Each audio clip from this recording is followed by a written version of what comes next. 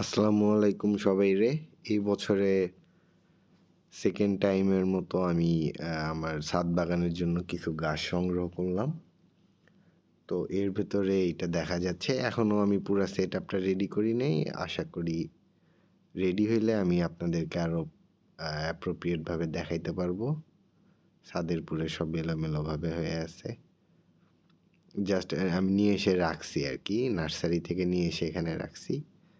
দেখা যাক। এটা হচ্ছে কমলা গাছ, কমলারই ভ্যারিয়েশন। তো এইটা কোন জাতের এটা এখন বলতে পারতেছি না। এটা একটু দেখতে হবে। মানে আমার এই মুহূর্তে খেয়াল আসতেছে না। স তবে সম্ভবত এটা সুইট ম্যান্ডারিন হইতে পারে। তো এইটা তো আর এইটা হচ্ছে আমার আগের জলপাই গাছ লাগানো। তো এই গাছটা একটু ঝিমায়া আছে। সম্ভবত মাটির পরিমাণটা একটু বেশি হয়ে গেছে এই গাছটাতে। আর এই যে এখানে হচ্ছে যে আমার এইবার হচ্ছে আম গাছ নিয়ে আসছি। ৩ টা আম গাছ নিয়ে আসছি। এর ভেতরে এই একটা টবটা ভেঙে গেছে। তো এটা আমি ঠিক করব। এই অবস্থাতেই ভিডিও করা হইছে আরকি। তো হ্যাঁ, এই যে এটা আরেকটা পেয়ারা গাছ নিয়ে আসছি। এইটা সম্পর্কেও জানাবো। পেয়ারা গাছটা দেখতে ছোট, কিউট আছে। ভালোই লাগে দেখতে।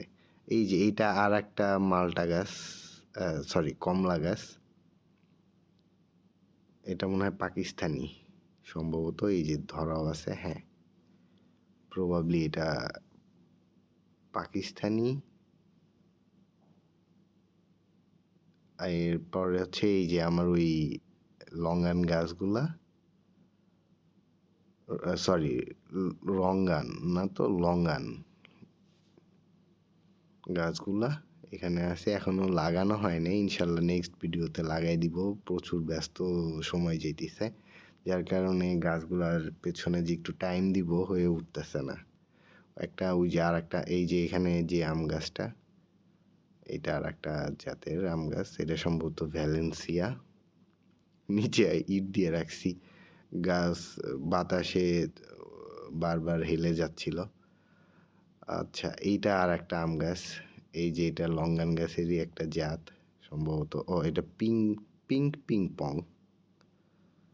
এই হচ্ছে অবস্থা। এইটা হচ্ছে এবার আমি বৃক্ষ মেলা থেকে নিছি আমাদের এখানে। এটা নাকি হলুদ কমলা হবে।